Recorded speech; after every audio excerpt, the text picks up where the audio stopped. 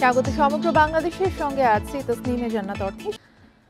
বিচারিক আদালতের বিচারকদের নিয়ন্ত্রণ এবং শৃঙ্খলা সুপ্রিম কোর্টের হাতে ন্যস্ত করে বিচার বিভাগ পৃথকীকরণ বিষয়ে রায় ঘোষণা করেছেন হাইকোর্ট। সেই সাথে ৩ মাসের মধ্যে বিচার বিভাগের জন্য আলাদা সচিবালয় স্থাপনের নির্দেশ দিয়েছেন হাইকোর্ট। সংবিধানের ১১৬ ধারা অসাংবিধানিক ঘোষণা করে ১৯৭২-এর সংবিধানের অনুচ্ছেদ পুনর্বহালের নির্দেশ দিয়েছেন উচ্চ আদালত। দুপুরে বিচারপতি আহমেদ সোহেল ও বিচারপতি দেবাশিস রায় চৌধুরীর নেতৃত্বাধীন হাইকোর্ট বেঞ্চ এই রায় ঘোষণা করেন। রায় নিম্ন আদালতের বিচারকদের বদলি, পদোন্নতি ও শৃঙ্খলা বিষয় সংবিধানের ৫ম ও ৪র্থ সংশোধনী বাতিল ঘোষণা করেন আদালত। মামলার নথি থেকে জানা যায়, সংবিধানের ১১৬ অনুচ্ছেদ এবং ২০১৭ সালের জুডিশিয়াল সার্ভিস বিধিমালার বৈধতা চ্যালেঞ্জ করে এবং বিচার বিভাগের আলাদা সচিবালয় প্রতিষ্ঠার নির্দেশনা চেয়ে গত বছরের ২৫ আগস্ট রিট করেন সুপ্রিম কোর্টের ৭ আইনজীবী। রিটে বলা হয়, ১৯৭২ সালের সংবিধানে বিচারিক আদালতের দায়িত্বে থাকা ম্যাজিস্ট্রেটদের নিয়ন্ত্রণ ও শৃঙ্খলা বিধানের দায়িত্ব সুপ্রিম কোর্টের হাতে ছিল। ১৯৭৪ সালে সংবিধানের ৪র্থ সংশোধনীর মাধ্যমে এই দায়িত্ব রাষ্ট্রপতির কাছে ন্যস্ত করা হয়।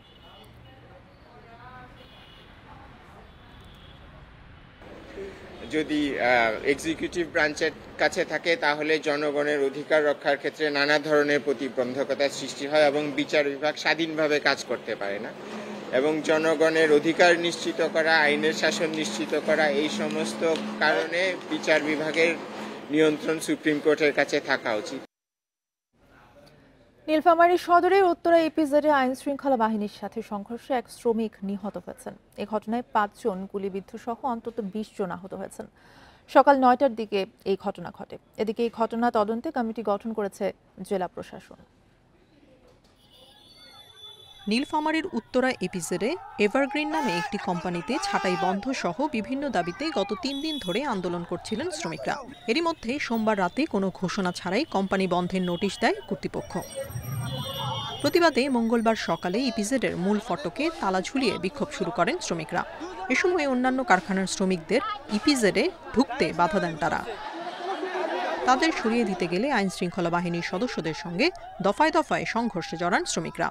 এতে নিহত হন ইকো প্লাস্টিক ফ্যাক্টরির শ্রমিক হাবিব ইসলাম, আর আহতদের উদ্ধার করে ভর্তি করা হয় নীলফামারী জেনারেল হাসপাতালে। কোম্পানি থেকে বন্ধ দিয়েছে, তারপর শ্রমিক সবাই আসছে, আসার পর গেট বন্ধ করে দিয়েছে। বন্ধ করার পর আন্দোলন করতেছে, অনেকগুলা কোম্পানির লোক চলে গেছে, অনেকগুলা আন্দোলন করতেছে। দাবিগুলা যাতে মেনে নেওয়া হয় এবং এই ব্যবসার কাউন্সিলর এবং জিএম কে পদত্যাগ করতে হবে। এদিকে বিক্ষুব্ধ শ্রমিকরা নীলফামারী সৈয়দপুর সড়কে অবস্থান নেয় সকাল ৭টা থেকে যান চলাচল বন্ধ হয়ে যায়। এ সময় সড়কের দুই দিকে দেখা দেয় তীব্র যানজট। পরে প্রশাসনের আশ্বাসে দুপুর ২:৩০টার দিকে সড়ক থেকে সরে যান শ্রমিকরা। ক্ষতিপূরণের ব্যবস্থা, পর্যাপ্ত ক্ষতিপূরণ দিবেন বলে আমাদেরকে আশ্বাস দিয়েছেন এবং যারা আহত হয়েছে তাদের চিকিৎসার ব্যবস্থা করবেন এটা বলা হয়েছে এবং যত শীঘ্র সম্ভব তাদের প্রতিষ্ঠানটি পুনরায় চালু করবেন বলে আমাদেরকে জানিয়েছেন। সংঘর্ষের এই ঘটনা তদন্তে ৩ সদস্যের কমিটি গঠন করেছে জেলা প্রশাসন। কমিটিকে আগামী ৩ দিনের মধ্যে প্রতিবেদন দিতে বলা হয়েছে। Independent news. এ বিষয়ে আরো জানাতে নীলফামারী থেকে আমাদের সাথে যুক্ত আছেন সহকর্মী আরফিনুল ইসলাম। আরফিনুল, সংঘর্ষের পরে কিন্তু বিক্ষুব্ধ শ্রমিকরা নীলফামারী সৈয়দপুর সড়কে অবস্থান নিয়েছে, সেখানে যান চলাচল বন্ধ রয়েছে। এখন সেখানে পরিস্থিতি কি জানাবেন এবং আহত যারা হয়েছে বা ৫ জন গুলিবিদ্ধ হয়েছে তাদের বর্তমান অবস্থা কি?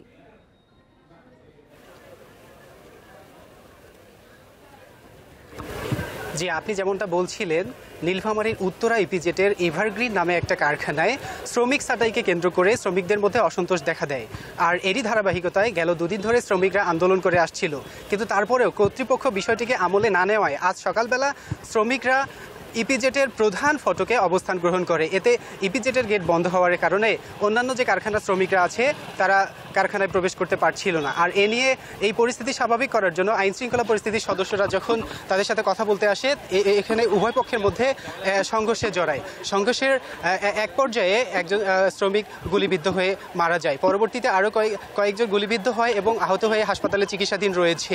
এখানকার সার্বিক পরিস্থিতি সম্পর্কে যদি আমি আপনাদেরকে জানাই, বর্তমানে এই যে গুলিবিদ্ধ হওয়ার ঘটনাটিকে কেন্দ্র করে শ্রমিকরা নীলফামারী সৈয়দপুর মহাসড়কে এসে অবস্থান নেয়। দীর্ঘ 7 ঘন্টারও বেশি সময় ধরে এই মহাসড়কটিতে যান চলাচল বন্ধ থাকে। পরবর্তীতে জেলা প্রশাসনের শীর্ষ কর্মকর্তারা এসে শ্রমিকদের সাথে কথা বলে এবং তাদের সব দাবি দাবা মেনে নেওয়া হবে, ক্ষতিগ্রস্তদের ক্ষতিপূরণ দেওয়া হবে এমন আশ্বাস দিলে শ্রমিকরা এই রাস্তা থেকে সরে গিয়ে যান চলাচল স্বাভাবিক হয়েছিল দুপুর 2:30টার দিকে। কিন্তু এখন বেলা 4টার দিকে আমরা আবারও দেখতে পাচ্ছি তাই এসে অবস্থান নিয়েছে। আমরা যখন তাদেরকে জানতে চাইছিলাম যে কি কারণে আপনারা আবারও রাস্তায় এসেছেন, তারা আমাদেরকে জানিয়েছে যে কয়েকজন গুলিবিদ্ধ হয়েছিল তাদের মধ্যে কিছু শ্রমিকরা নিজেরাই জেলা সদর গিয়েছিল এবং 2 জন শ্রমিককে এই ইপিজেডের ভিতরে যে বেবজা হাসপাতাল রয়েছে সেখানে চিকিৎসার জন্য আইন শৃঙ্খলা পরিস্থিতির সদস্যরা নিয়ে গিয়েছিল। পরবর্তীতে তারা যখন এই 2 জন শ্রমিকের তথ্য জানতে চেয়েছিল তাদেরকে ইপিজেডে প্রবেশ করতে দেওয়া হয়নি। তারই ক্ষোভে তারা আবারও সড়কে নেমে আসে এবং এই মুহূর্তে আমরা দেখছি যে চলাচল বন্ধ হয়ে একেবারে তীব্র যানজটের সৃষ্টি হয়েছে। একদিকে আইন শৃঙ্খলা পরিস্থিতির সদস্যরা এবং অপরদিকে ইপিজেডের শ্রমিকদেরকে আমরা দেখছি রাস্তা অবরোধ করে তারা তাদের ক্ষোভ জানাচ্ছে। তো বর্তমানে আমরা প্রশাসনের সাথে কথা বলার চেষ্টা করেছি। তারা আমাদেরকে যেমনটা জানিয়েছেন যে আমরা সমস্যা সমাধানে চেষ্টা করছি, খুব দ্রুত এই সংকট কেটে যাবে বলে আমাদেরকে ঊর্ধ্বতন কর্তৃপক্ষের পক্ষ থেকে জানানো হয়েছে। তো এই ছিল আমার কাছে নীলফামারী উত্তরা ইপিজেডের সর্বশেষ অবস্থা। জি, ধন্যবাদ আপনাকে। আরপিনুল ইসলাম জানাচ্ছিলেন নীলফামারী থেকে। 6 দফা দাবিতে ময়মনসিংহের রেলপথ অবরোধ ও কোষাধ্যক্ষের কার্যালয়ে তালা দিয়ে বিক্ষোভ করছেন বাংলাদেশ কৃষি শিক্ষার্থীরা। অবরোধের কারণে ঢাকা ময়মনসিংহ রুটে ট্রেন চলাচল বন্ধ রয়েছে। হল ছাড়ার নির্দেশনা প্রত্যাখ্যান করে দ্বিতীয় দিনের মতো আন্দোলন করছেন শিক্ষার্থীরা। বেলা 11:30টার দিকে শহরের জব্বারের মোড়ে রেলপথ অবরোধ করেন তারা। এতে বিভিন্ন স্টেশনে বেশ কয়েকটি ট্রেন আটকে ভোগান্তি সৃষ্টি হয়েছে। রেলপথ অবরোধের পাশাপাশি দুপুরে বিশ্ববিদ্যালয় পূবালী ব্যাংকের শাখা এবং কোষাধ্যক্ষের ভবনে তালা দেয়। এর আগে রোববার শিক্ষার্থী এবং বহিরাগতদের দফায় দফায় সংঘর্ষের জেরে বন্ধ ঘোষণা করা হয় বাংলাদেশ কৃষি বিশ্ববিদ্যালয়। হল ছাড়ার নির্দেশ দেওয়া হয় শিক্ষার্থীদের, তবে প্রশাসনের নির্দেশনা প্রত্যাখ্যান করে ক্যাম্পাসে দিনভর আন্দোলন করেন শিক্ষার্থীরা।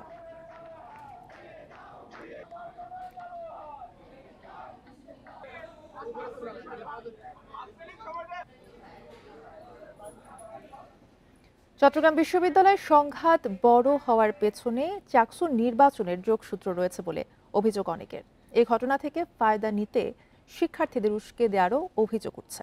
কয়েকজন ছাত্রনেতা বলছেন চাকসু নির্বাচন বানচাল করতে একটি পক্ষের ইন্ধন থাকতে পারে। সব বিষয় আমলে নিয়েই তদন্ত চলছে জানিয়েছে বিশ্ববিদ্যালয় প্রশাসন। চট্টগ্রাম বিশ্ববিদ্যালয়ের শিক্ষার্থী ও স্থানীয়দের মধ্যে সংঘাতের মাত্রা কেন বাড়ল তা নিয়ে এখন নানা প্রশ্ন। অভিযোগ উঠেছে দফায় দফায় সংঘর্ষের পেছনে নানামুখী উস্কানি ছিল। চাকসু নির্বাচনের তফসিল ঘোষণার পরই এমন ব্যাপক সংঘর্ষ। তাই ভোটের সঙ্গে এই ঘটনার যোগসূত্র আছে কিনা তা নিয়েও চলছে আলোচনা। শিক্ষার্থীদের আবেগ পুঁজি করে জনপ্রিয় হয়ে উঠতে কিছু ছাত্রনেতা নিজেদের ভূমিকা জানান দিতে চেয়েছেন বলেও মনে করছেন অনেকে। এই যে পরিস্থিতি একটা ক্রিয়েট করছে, এখানে নিশ্চয়ই কোনো স্বার্থান্বেষী মহল হয়তো বা কাজ করছে। চাকসু নির্বাচনের রোডম্যাপ ঘোষণা হওয়ার পর দিনে আমাদের চট্টগ্রাম বিশ্ববিদ্যালয়ে এত বড় ঝামেলা, 12 ঘন্টা ব্যাপী যে সংঘর্ষ, এটা পরিকল্পিত। এদিকে এই ঘটনার পেছনে তৃতীয় পক্ষের ইন্ধন রয়েছে বলে অভিযোগ অনেক ছাত্রনেতার।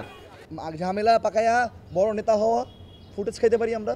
কোনো একটা পক্ষ হয়তো চাকসুকে বানচাল করার জন্য এই ঘটনাকে ইন্ধন বা উস্কানি দিতে পারে। আমরা যখন মার খাচ্ছি তখন অনেকেই মনে করেন রাজনৈতিক ফায়দা হাসিলের জন্য 0 পয়েন্টে ফুটেজে ব্যস্ত, ছবিতে ব্যস্ত।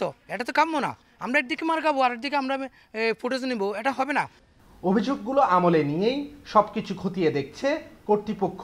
চাকসু নির্বাচন বানচালের চেষ্টা হলে কঠোর ব্যবস্থা নেওয়ার হুঁশিয়ারিও দিয়েছেন উপাচার্য।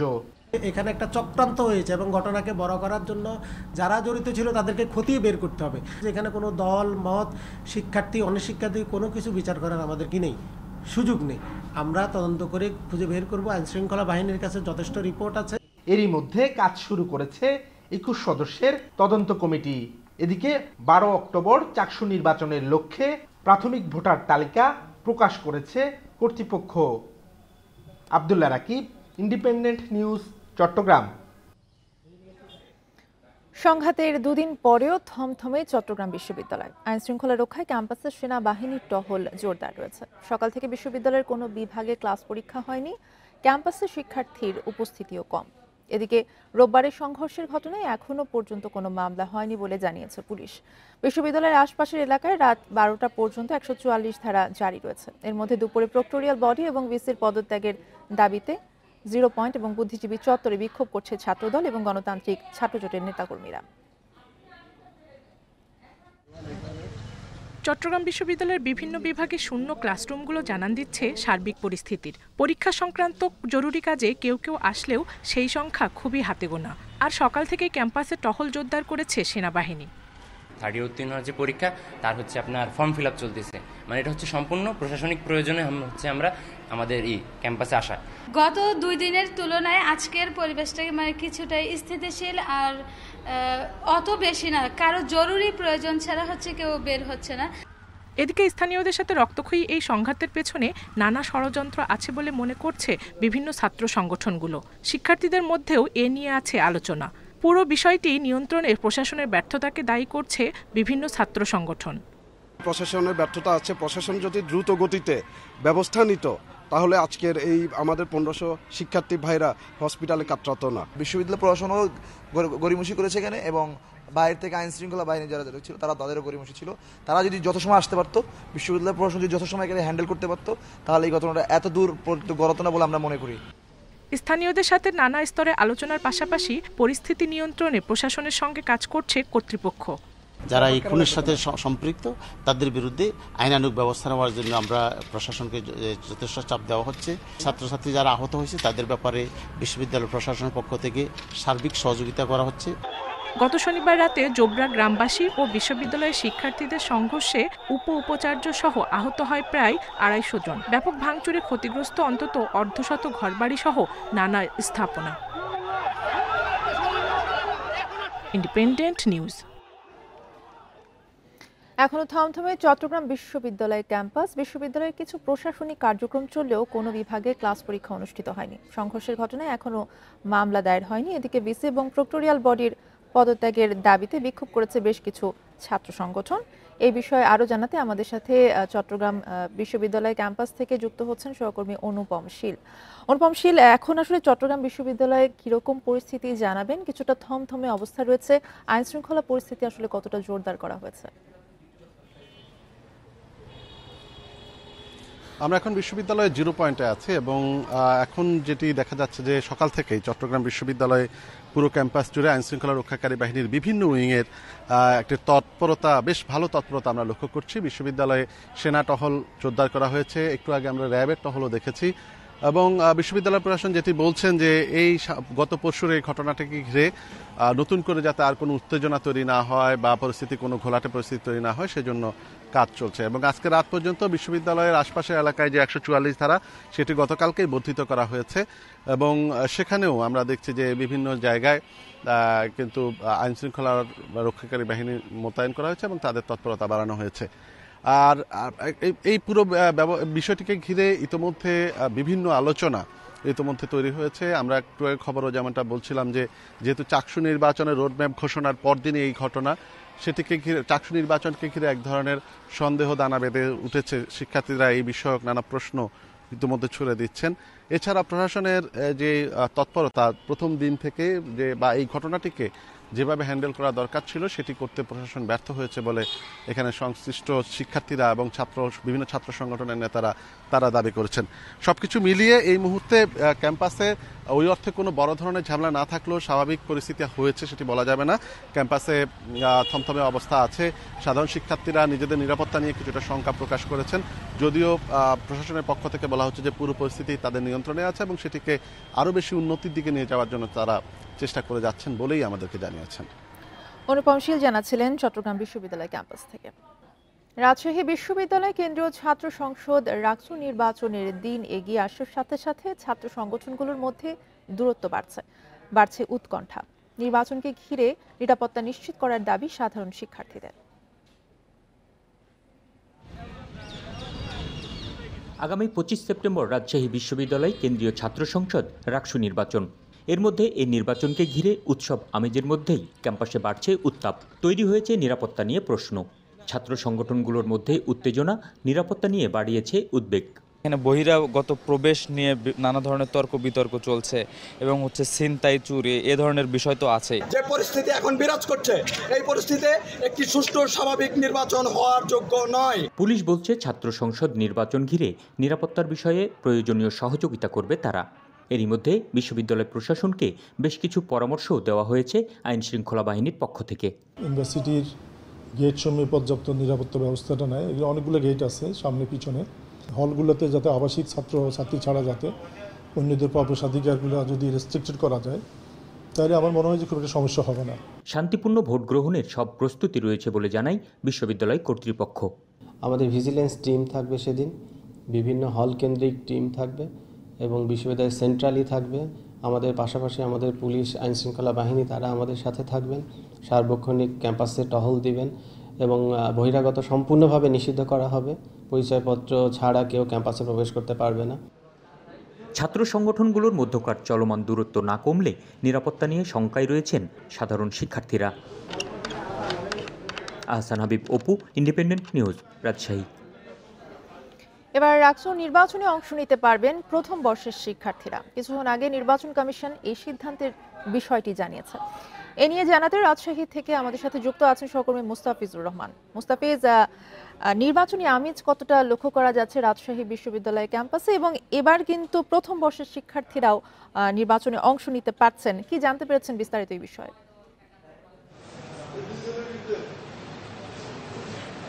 দেখুন, কিছুক্ষণ আগে রাকসু যে নির্বাচন কমিশন তিনি একটি ব্রিফ করেছেন এবং ব্রিফের মাধ্যমে তিনি জানিয়েছেন যে তাদের যে পূর্ণ কমিটি ছিল তাদের পূর্ণাঙ্গ বেঞ্চের যে পূর্ণাঙ্গ কমিটির যে সিদ্ধান্ত অনুযায়ী তারা জানিয়েছেন যে আগামী অর্থাৎ 2024-25 শিক্ষাবর্ষের অর্থাৎ প্রথম বর্ষের শিক্ষার্থী যারা রয়েছেন তারা এবার রাকসু নির্বাচনে এবং ভোটদানে অংশগ্রহণ করতে পারবেন। অর্থাৎ এবং এরই মধ্যে তাদের ভোটার তালিকা প্রণয়নের যে কাজটি সেটি তারা কাজ চলমান রয়েছে এবং খুব দ্রুতই তারা এটি সম্পন্ন করতে পারবেন এবং এর ফলে এই যে নতুন ভোটারদের সংযুক্তিকরণের ফলে ভোটদানের যে ভোট গ্রহণের যে তারিখটি ছিল অর্থাৎ 25 সেপ্টেম্বর সেই তারিখে কোনো প্রভাব পড়বে না বলেও তিনি স্পষ্টভাবে জানিয়েছেন। তবে তফসিলের ভেতরে যে হেরফের হয়েছে অর্থাৎ তফসিল মনোনয়নপত্র গ্রহণের সময় একদিন বৃদ্ধি করা হয়েছে, যেটি আজকেই শেষ ছিল সেটি আগামীকাল পর্যন্ত বৃদ্ধি করা হয়েছে এবং এর মাধ্যমে যারা কেউ যদি নতুন প্রথম বর্ষের শিক্ষার্থী কেউ যদি নির্বাচনে অংশগ্রহণ করতে চান তাহলে তিনি মনোনয়নপত্র গ্রহণ করতে পারবেন এবং তাদের জন্যই একদিন বৃদ্ধি করা হয়েছে। সেই সাথে আরেকটি বিষয় উল্লেখ করার মতো যে এখানে মনোনয়নপত্র দাখিলের সময় এখানে একদিন বৃদ্ধি করা হয়েছে এবং মনোনয়নপত্র চূড়ান্ত প্রার্থী তালিকা যেটি প্রকাশের কথা ছিল 11 তারিখ সেটি বৃদ্ধি করে 14 তারিখে নিয়ে যাওয়া হয়েছে এবং দেখা গেছে যে নির্বাচনের এইবার দিয়ে 3 দফা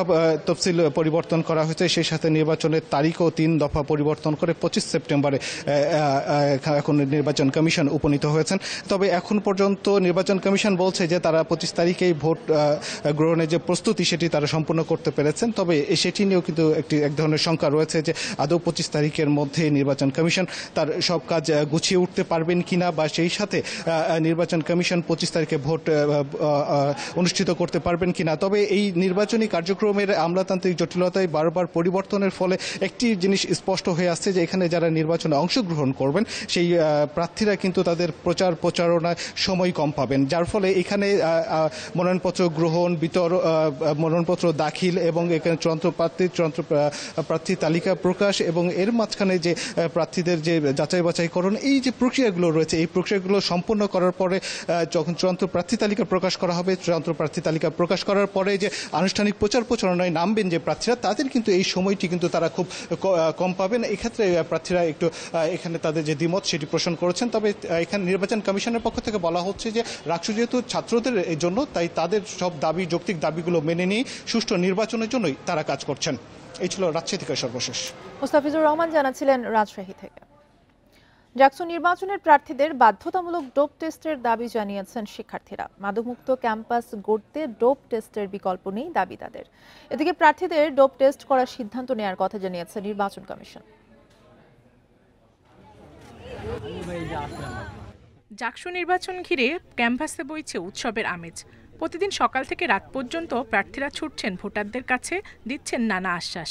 তবে এর মধ্যে নির্বাচনে অংশ নেওয়া প্রার্থীদের বাধ্যতামূলক ডোপ টেস্টের দাবি জানাচ্ছেন কয়েকজন প্রার্থী সহ ভোটাররা। সম্প্রতি বাধ্যতামূলক ডোপ টেস্টের দাবিতে অনশন করেন স্বতন্ত্র ভিপি পদ প্রার্থী মোহাম্মদ রাব্বি হাসান। তিনি ছাড়াও আরও অনেক প্রার্থী ডোপ টেস্টের পক্ষে। যে রাষ্ট্র নির্বাচন কমিশন কিন্তু প্রত্যেকটা প্রার্থীকে নির্বাচন কমিশন কর্তৃক ডোপ টেস্টের ব্যবস্থা করেছে এবং তারা ইতিমধ্যেই সেটার রেজাল্টও দিয়ে দিয়েছে এবং এটার প্রেক্ষিতেই তারা কিন্তু চূড়ান্ত প্রার্থী তালিকা দিবে। তো আমার প্রশ্ন হচ্ছে, আমাদের জাকসু নির্বাচন কমিশন আসলে এই কাজটা কেন করতে পারেনি? একজন শিক্ষার্থী যিনি ড্রাগ অ্যাডিক্ট, সে যদি আজকে জাহাঙ্গীরনগর বিশ্ববিদ্যালয়ের ভিপি বা জিএস হয়, তাহলে পরবর্তীতে আসলে জাতীয় রাজনীতিতে জাহাঙ্গীরনগরের পক্ষ থেকে সে কিরকম ভূমিকা রাখতে পারবে। শিক্ষার্থীদের অনেকেই প্রার্থীদের ডোপ টেস্ট করার পক্ষে। তারা বলছেন, মাদকমুক্ত জাকসুর পাশাপাশি যোগ্য প্রতিনিধি নির্বাচনে ডোপ টেস্টের সহায়ক ভূমিকা রাখবে। চাইবো না যে কোনো মাদকাসক্ত প্রার্থী নির্বাচিত হয়ে আসুক। মাদকাসক্ত লোক যেন এই তরুণ প্রজন্মের নেতৃত্ব করতে না পারে, সেই জন্য রুদ্ধ করা হয়। এদিকে জাকসু নির্বাচনে প্রার্থীদের ডোপ টেস্টের বিষয়ে সিদ্ধান্ত নেয়ার কথা জানিয়েছে নির্বাচন কমিশন। শিক্ষার্থীদের যে মতামত, তার প্রেক্ষিতে আমরা সকল প্রার্থীর ডোপ টেস্ট করার সিদ্ধান্ত নিয়েছি এবং এই ডোপ টেস্টে যদি ধরা পড়ে যে কেউ মাদকাসক্ত, তবে আমরা তার প্রার্থীতা বাতিল করব। এবার জাকসুতে ভিপি পদে লড়ছেন 10 জন আর জিএস পদে প্রার্থী 9 জন সহ মোট 179 প্রার্থী প্রতিদ্বন্দ্বিতা করছেন। 11 সেপ্টেম্বর প্রায় 12,000 শিক্ষার্থী তাদের প্রতিনিধি নির্বাচন করবেন। Independent news. অনিশ্চয়তা কাটার পর ডাকসু নির্বাচনের প্রার্থীদের প্রচারণায় আবারও জমজমাট ঢাকা বিশ্ববিদ্যালয় ক্যাম্পাস। সকাল থেকে বিভিন্ন জায়গায় প্রচার চালাচ্ছেন প্রার্থীরা। শিক্ষার্থীদের কাছে সশরীরে ভোট চাইছেন তারা, পাশাপাশি শিক্ষার্থীদের কাছে ইশতেহার তুলে ধরছেন তারা। অনেক প্রার্থীর অভিযোগ, দলীয় প্যানেলের প্রতি পক্ষপাতমূলক আচরণ করছে প্রশাসন। একই সাথে ভোটের জন্য টাকা বিতরণ করা হচ্ছে বলে অভিযোগ তাদের। এর আগে সোমবার বিকেলে ডাকসু নির্বাচন স্থগিতের আদেশ দেয় হাইকোর্ট। এই সংবাদ ক্যাম্পাসে ছড়িয়ে পড়ার পর ক্ষোভে ফেটে পড়ে শিক্ষার্থীরা। তবে কিছুক্ষণের মধ্যেই চেম্বার জজ আদালতে হাইকোর্টের আদেশ স্থগিত করার সংবাদ আসে।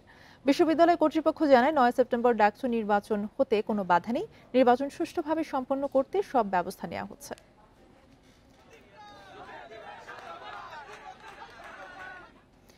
ডাকসু নির্বাচনে ছাত্র শিবির প্রার্থীর বৈধতা চ্যালেঞ্জ করে রিটকারী ছাত্রীকে ধর্ষণের হুমকির প্রতিবাদে সোচ্চার ঢাকা বিশ্ববিদ্যালয়ের শিক্ষার্থীরা। সোমবার ফেসবুক পোস্টে এই হুমকি দেন সমাজ বিজ্ঞান বিভাগের 4র্থ বর্ষের শিক্ষার্থী আলী হোসেন। এরপর থেকেই অনলাইনে প্রতিবাদ জানান বিভিন্ন ছাত্র সংগঠনের নেতা, সাধারণ শিক্ষার্থী সহ অনেকেই। পোস্টদাতা আলী হোসেন ছাত্র শিবিরের কর্মী বলে অভিযোগ ছাত্রদল এবং বেশ কয়েকটি বাম ছাত্র সংগঠনের। তবে আলী হোসেন ছাত্র শিবিরের সাথে জড়িত নয় বলে জানিয়েছেন দলের জিএস প্রার্থী SM ফরহাদ। আলী হোসেনের বিরুদ্ধে ব্যবস্থা নিতে প্রক্টরের কাছে লিখিত অভিযোগও দিয়েছেন তিনি। এদিকে তীব্র সমালোচনার মুখে এক পর্যায়ে পোস্ট মুছে দেন আলী হোসেন। ভিডিও বার্তায় ক্ষমা চান তিনি। তবে ক্ষমা নয়, আলী হোসেনের দৃষ্টান্তমূলক শাস্তি এবং রিটকারী ছাত্রীর নিরাপত্তা নিশ্চিতের দাবি জানিয়েছেন সাধারণ শিক্ষার্থীরা।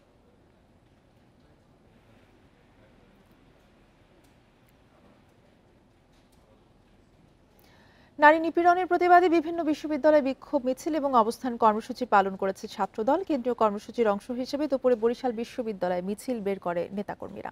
মিছিলটি ক্যাম্পাসের বিভিন্ন সড়কে ঘুরে পরে অবস্থান কর্মসূচি পালন করা হয়। এ সময় বক্তারা বলেন, বিশ্ববিদ্যালয়গুলোতে নারী শিক্ষার্থীদের সাইবার বুলিং সহ বিভিন্নভাবে হেনস্থা করা হচ্ছে। নারীদের জন্য নিরাপদ ক্যাম্পাস গড়ার দাবি তাদের। এদিকে রাজশাহী বিশ্ববিদ্যালয়ের প্যারিস রোডে বিক্ষোভ মিছিল এবং সমাবেশ করে ছাত্রদল। এ সময় নেতারা অভিযোগ করেন, সাইবার বুলিং সহ নানাভাবে নারীদের নিপীড়ন করা হলেও শাস্তি নিশ্চিত করা হচ্ছে না। এদিকে নারী নিপীড়নের প্রতিবাদে জাহাঙ্গীরনগর বিশ্ববিদ্যালয়ের প্রধান ফটকের বিক্ষোভ ও অবস্থান কর্মসূচি পালন করে ছাত্রদল। এছাড়া নাটোরের নবাব সিরাজউদ্দৌলা সরকারি কলেজ ও চাঁদপুর সরকারি কলেজ সহ বিভিন্ন শিক্ষা প্রতিষ্ঠানে কর্মসূচি পালন করে ছাত্রদলের নেতাকর্মীরা।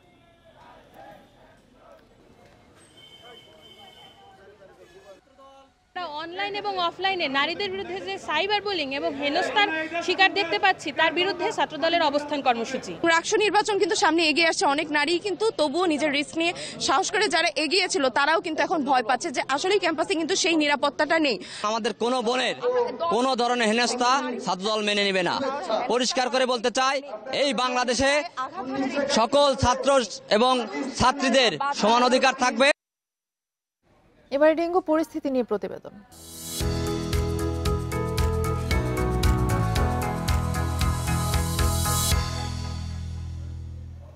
ডেঙ্গুতে গত 10 মাসে 122 মৃত্যুর 80 জনই মারা গেছেন জুলাই আগস্টে।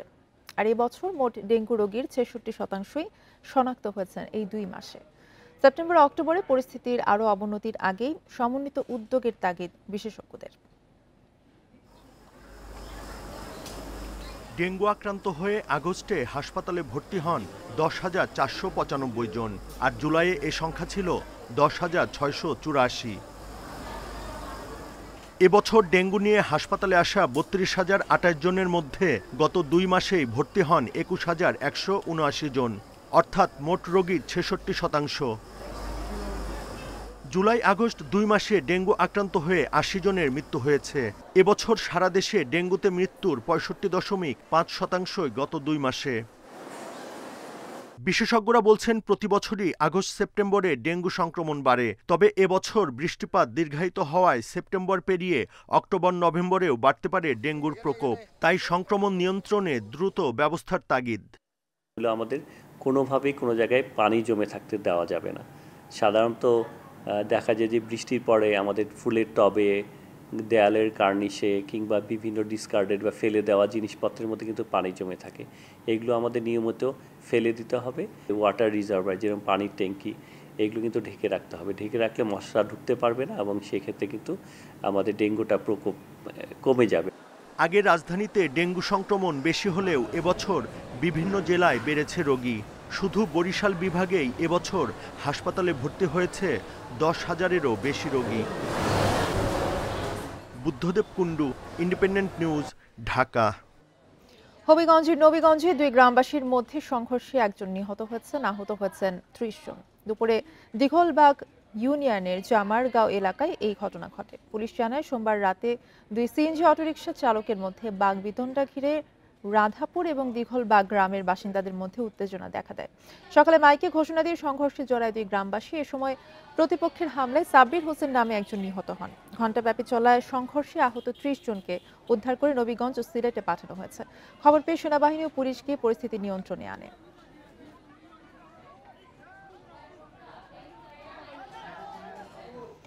বরগুনায় বিএনপির পার্টি অফিস ভাঙচুরের মামলায় 12 জন আইনজীবীর জামিন নামঞ্জুর করে কারাগারে পাঠানোর আদেশ দিয়েছেন আদালত। দুপুরে জেলা এবং দায়রা জজ আদালতের বিচারক মোহাম্মদ সাইফুর রহমান এই আদেশ দেন। এ বিষয়ে রাষ্ট্রপক্ষের আইনজীবী জানান 2023 সালের 17 মার্চ বরগুনা জেলা বিএনপির কার্যালয়ে হামলা চালিয়ে ভাঙচুর করেন তারা। এ ঘটনায় চলতি বছরের 30 এপ্রিল সদর থানায় এসএম নইমুল ইসলাম বাদী হয়ে মামলা করেন। ওই মামলায় 12 জন আইনজীবী উচ্চ আদালত থেকে অন্তর্বর্তীকালীন জামিনে ছিলেন। উচ্চ আদালতের নির্দেশ মতে আজ তারা জেলা এবং দায়রা জজ আদালতে হাজির হয়ে জামিনের আবেদন করেন। তবে আদালত তাদের জামিন নামঞ্জুর করে জেল হাজতে পাঠানোর নির্দেশ দেন।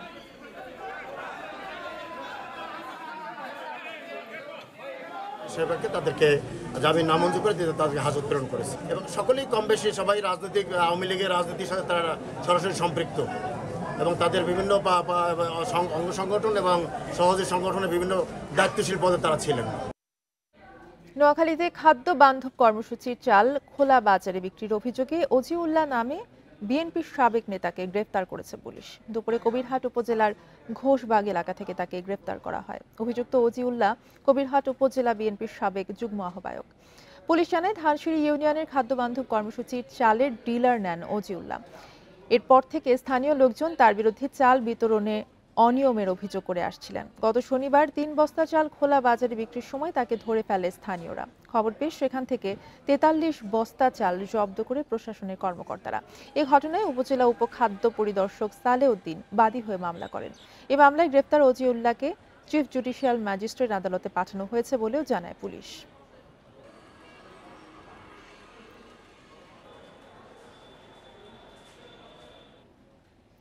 গাজীপুর মহানগর পুলিশ কমিশনার নাজমুল করিম খানকে প্রত্যাহার করা হয়েছে। সোমবার পুলিশের মহাপরিদর্শক বাহারুল আলমের সই করা এক আদেশে এই তথ্য জানানো হয়। আদেশে তাকে দায়িত্ব হস্তান্তর করে আজ পুলিশ সদর দপ্তরে রিপোর্ট করতে বলা হয়েছে। সম্প্রতি কর্মস্থলে যাওয়া আসার সময় রাস্তা বন্ধ রাখার অভিযোগ ওঠে পুলিশ কমিশনার নাজমুল করিম খানের বিরুদ্ধে। এর প্রেক্ষিতে তাকে কারণ দর্শানোর নোটিশও দেওয়া হয়। নাজমুল করিম খান জিএমপি কমিশনার পদে নিয়োগ পান গত বছরের 11 নভেম্বর। গত 1 মে তিনি বাংলাদেশ পুলিশ সার্ভিস অ্যাসোসিয়েশনের সভাপতি হন। এদিকে নাজমুল করিম খানের ব্যবহৃত ব্যক্তিগত সাদা রঙের গাড়ি ঘুষ এবং দুর্নীতির মাধ্যমে পাওয়া কিনা সে বিষয়ে অনুসন্ধানের দুদকে আবেদন করা হয়েছে।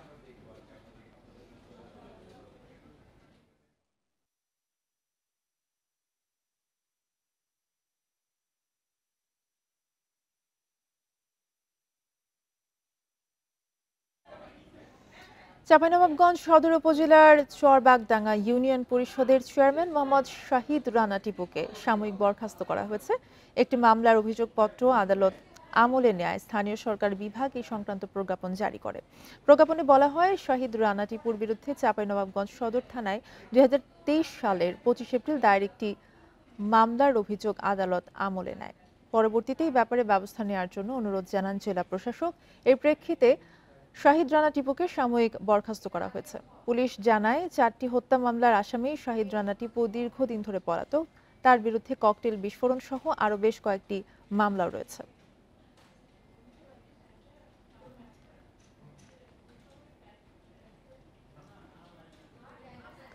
জলবায়ু এবং পরিবেশগত নানা কারণে চ্যালেঞ্জের মুখে মৌলভীবাজারের হাওড়াঞ্চল। জলাশয় ভরাটে হুমকিতে জীববৈচিত্র্য, বিপন্ন হচ্ছে দেশীয় মাছের বহু প্রজাতি, কমেছে অতিথি পাখিও। এসব কারণে হাওড়াঞ্চলে মানুষের জীবন জীবিকা এবং পরিবেশের ওপর নেতিবাচক প্রভাব পড়ছে। পানি, মাছ, পাখির রাজ্য মৌলভীবাজারের কাওয়াদিঘি, হাইল ও হাকালুকির হাওর একসময় প্রাণ বৈচিত্র্যে সমৃদ্ধ থাকলেও জলবায়ু পরিবর্তনের কারণে হাওরগুলো হারাচ্ছে প্রাণ।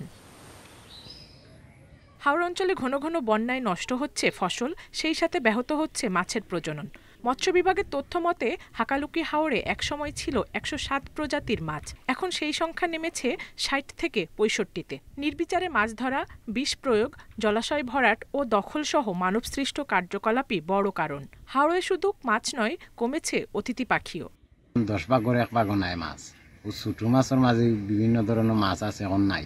চান্দু মাছ, এরপরে মখা মাছ, এটা 1 ইঞ্চি বা 1.5 ইঞ্চি এর অতিরিক্ত কোনো বড় নাই, কোনো ফোনাটো নাই, তা কুচ্ছিও আমরা পাই না। টেকসই ব্যবস্থাপনা ছাড়া হাওর রক্ষা করা সম্ভব নয় বলে মনে করেন পরিবেশবিদরা। প্রাকৃতিক পরিবেশ আগের জায়গায় ফিরিয়ে আনতে হলে হাওরের যে বরাট হয়ে গেছে পলি দ্বারা, সেই হাওরের বিলগুলো খনন করতে হবে, হাওরের খালগুলো খনন করতে হবে। হাওর ও জলাভূমি উন্নয়ন বোর্ডের সেটির পূর্ণ বাস্তবায়ন ছাড়া হাওরকে আর রক্ষা করা যাবে না। এই 238টি বিলের মধ্যে হয়তো অনেকগুলো বিলই এখন বিলের অস্তিত্ব নাই। বিশেষ প্রকল্প গ্রহণ না করে থাকি তাহলে মৌলভীবাজারের হাওরগুলো হয়তো অন্যান্য জেলার হাওরের মতো হয়ে যাবে। মৌলভীবাজারের কাওয়াদিঘি, হাইল হাওর ও হাকালুকি হাওরের সম্মিলিত আয়তন প্রায় 40,000 হেক্টর। 1999 সালে 18,000 হেক্টর আয়তনে হাকালুকি হাওরকে সরকার ঘোষণা করে পরিবেশগত সংকটাপন্ন এলাকা হিসেবে। Independent news. খাগড়াছড়ির মহালছড়ির পাহাড়ি হাটে কৃষিপণ্য, হাঁস মুরগি, মধু সহ নানা পণ্য কিনতে ভিড় করছেন ক্রেতারা। প্রতি মঙ্গলবারে বসে সাপ্তাহিক এই হাট। স্থানীয়দের পাশাপাশি যাতায়াত সুবিধার কারণে রাঙ্গামাটির নানিয়ার চরের বিভিন্ন গ্রামের মানুষও আসছেন হাটে। অন্য হাটের তুলনায় দাম কমের কারণে বেচাকেনাও চলে বেশ। খাগড়াছড়ি চেঙ্গি নদী তীরবর্তী মহালছড়িতে মঙ্গলবার বসে সাপ্তাহিক হাট। ভোর হতেই দূর দূরান্ত থেকে জমি উৎপাদিত বিভিন্ন সবজি, হলুদ, আদা, মরিচ সহ বিভিন্ন কৃষি পণ্য নিয়ে বাজারে হাজির চাষিরা। উঠছে হাঁস মুরগি সহ গবাদি পশুও। সপ্তাহে একদিন হাট বসায় ক্রেতা বিক্রেতার সমাগমে পুরো এলাকা মুখর হয়ে ওঠে। স্থানীয়রা ছাড়াও নৌপথে যাতায়াত সুবিধার কারণে রাঙ্গামাটির নানিয়ার চর থেকে মানুষ এই হাটে আসে।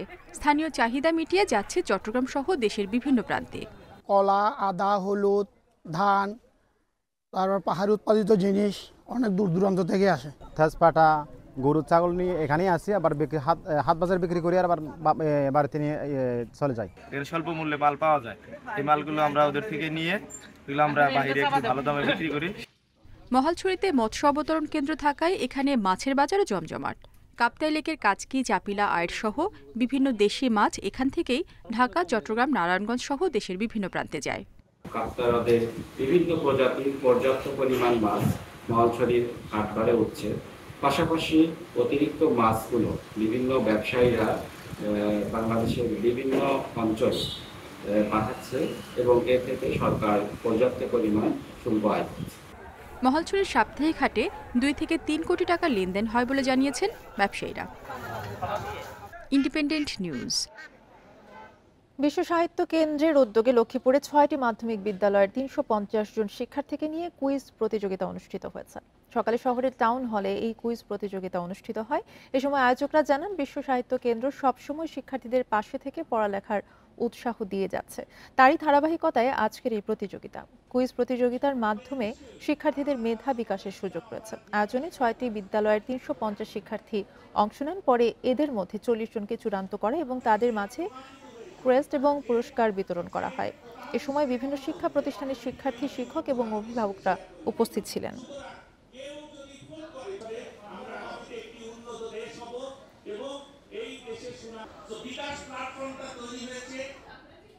ফরিদপুরের ভাঙ্গায় হাজারো দর্শকের অংশগ্রহণে অনুষ্ঠিত হলো ঐতিহ্যবাহী নৌকা বাইচ প্রতিযোগিতা। সোমবার বিকেলে উপজেলার আলগি ইউনিয়নের ঝালডাঙ্গা বিলে এই প্রতিযোগিতা অনুষ্ঠিত হয়। এতে অংশ নেয় ফরিদপুর এবং গোপালগঞ্জ থেকে আসা 6টি নৌকার দল।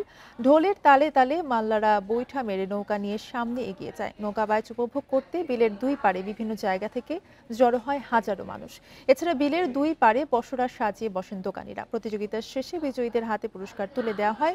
সুষ্ঠু ধারার গ্রামীণ সংস্কৃতিকে টিকিয়ে রাখতে বারবার এমন আয়োজন বলে জানিয়েছেন আয়োজকরা।